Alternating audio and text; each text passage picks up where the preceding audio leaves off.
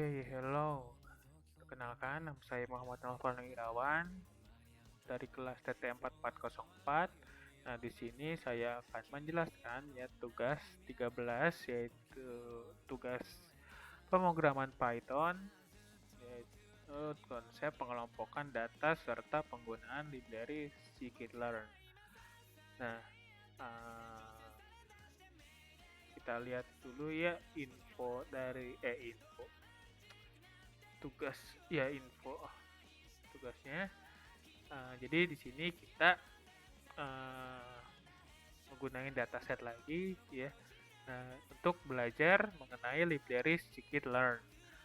Nah, nanti di scikit-learn ini kita akan uh, memprediksi ya dengan algoritma KKN, logistic regression, decision tree, dan Gaussian naive. Jadi kita ngelakuin prediksi di klarifikasi dataset, kemudian menghitung akurasi dari setiap algoritmanya itu. Nah, dengan catatan di sini besar dataset tesnya itu 30% dan data trainnya itu 70%. Nah, kita akan menggunakan dataset diabetes. Nah, saya tampilkan dulu ya data diabetesnya. Nah, ini merupakan data dari data diabetes. Nah, kita mempunyai head column-nya itu ada pregnancies, glucose, blood pressure, skin thickness, insulin, BMI, diabetes pregnant function, age, sama outcome.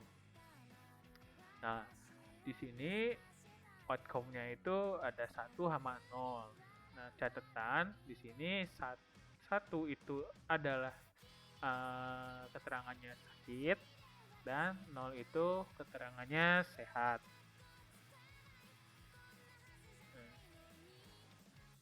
Jadi kita langsung aja ke pemrosesan datanya. Jadi saya udah buat codingannya ya. Nah, wait, oh iya, ini saya hapus dulu aja. Nah, oke, jadi terus di run dulu semuanya supaya nanti langsung kelihatan hasilnya runnya. Nah, pertama itu jadi saya di sini menggunakan modul atau library pandas, matplotlib untuk ngeplotin, dan seaborn.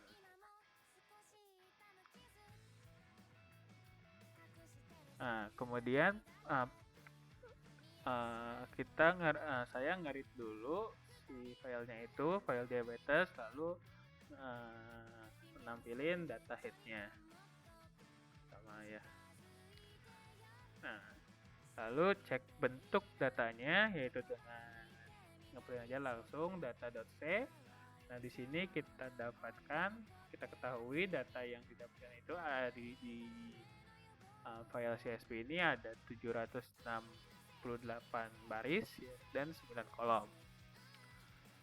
Kemudian kita cek outcome dari datanya itu yang diketahui outcome-nya itu 0 yaitu sama dengan sehat dan 1 itu sama dengan sakit. Nah, jadi di sini pakai PDF value counts ya, untuk datanya itu data dari outcome. Ini bisa kita lihat 0 itu sehat, jadi di sehat itu kita punya 500 pasien yang sehat dan 1 yang sakit itu ada 268 yang sakit atau diabetes. Kemudian di sini kita mendeskripsi secara statistika ya data-data di file itu dengan cara data.describe. Nah, di sini kita dapat ada count-nya, ada main-nya, ada std-nya, ada min sama max-nya. Kemudian ada kuartilnya, kuartil-kuartilnya. Terus kuartil 1 2 3. Nah, kemudian di sini kita akan menampilkan tipe data yang ada di file itu dengan cara data.info. Nah, jadi kita akan mengetahui tipe data dari file itu, dan di sini kita temui ada integer dan float. yaitu tipe data float ada 2 dan tipe integer ada 7. Kemudian di sini kita ngecek datanya apakah ada yang kosong atau tidak dengan cara data is null lalu dijumlahkan semuanya di sum. Nah, di sini aman ya semuanya. Ini untuk headnya dari frekuensi sampai outcome itu 0 semua. Jadi aman kalau 0 semua itu artinya. Lalu di sini kita menampilkan plot histograph secara histograph. Nah, jadi caranya ya tinggal data variable, kemudian head kolomnya, lalu dot hist.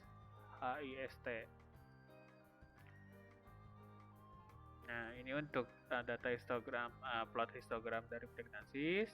Kemudian ini yang blood pressure, skin thickness, insulin, BMI, diabetes, degree function, age, dan outcome-nya.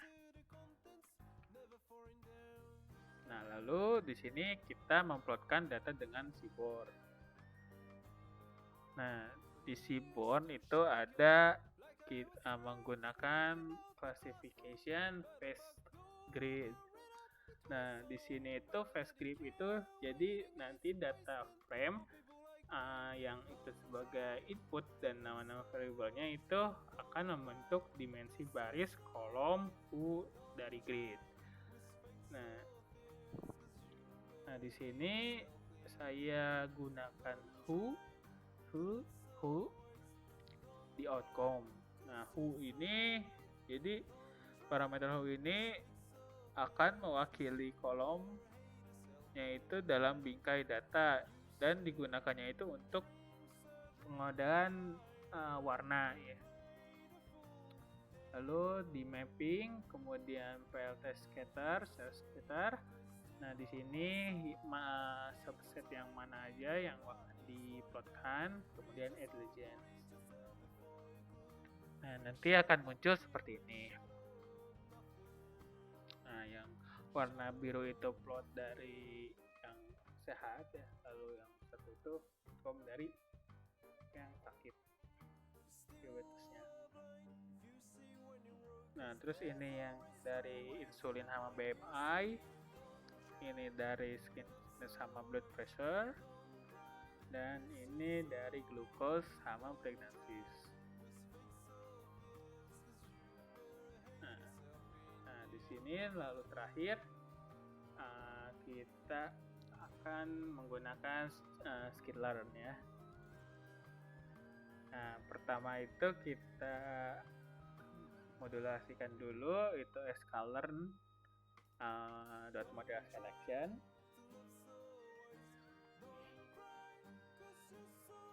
Nah, jadi algoritma sklearn itu library pattern ya untuk melakukan klasifikasi, regresi, dan pengelompokan algoritma.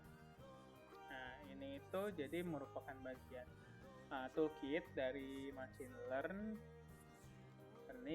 di Python. Nah, terus dot model selection kita gunakan sekarang itu jadi untuk menganalisis data dan kemudian digunakan data itu untuk mengukur data baru. Jadi akan memilih model mana yang nanti menghasilkan akurasi dan prediksi gitu. Nah, lalu kita di sini import train test split ya. Jadi fungsi dari model selection untuk membagi array data menjadi dua subset untuk data train dan untuk data testnya. Nah, dengan fungsi ini itu jadi kita tidak perlu membagi datasetnya itu secara manual lagi. Nah, dan defaultnya dari sklearn train test split ini jadi nanti akan membuat partisi atau bagiannya itu secara acak untuk si dua subset itu. Nah, lalu di sini kita masukin variabelnya atau subsetnya yang Y sama X, lalu kita dropin untuk data di columns outcome, lalu data Y itu yang outcome-nya. Dan kemudian masukin variabel X sama trend testnya, terus Y trend testnya, kemudian ini fungsinya, dan kita akan gunain kalau tesnya itu 30% ya, atau 0,3 desimal.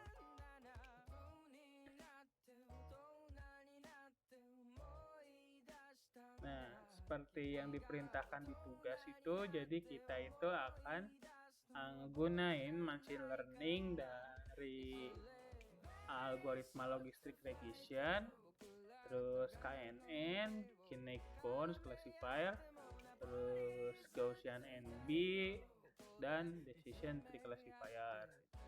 Nah, caranya itu jadi kita masukin variabel modelnya dulu. Jadi nanti itu modelnya itu yang kita train yaitu X sama Y. Lalu terakhir di sini akan ditampilkan yang ngeprint akurasinya dari machine learning itu. Sama ya untuk semuanya. Cuman diganti aja ininya algoritma yang dipakainya. Nah, dan kita dapatkan ya hasil akurasinya itu untuk yang logistic regression itu kita dapetin 72% dan KNN 67 sekian persen, dan Gaussian naive Bayes itu 73%, dan accuracy decision itu 70 sekian persen. Oke, dan mungkin itu saja ya, karena dari tujuan tugas ini sudah beres, yaitu penggunaan skitlearn dan penggunaan library Seaborn ya di sini, SNS dengan kelas InvestGrid. Ini itu saja untuk penjelasan tugas 13 ini, dan bye-bye.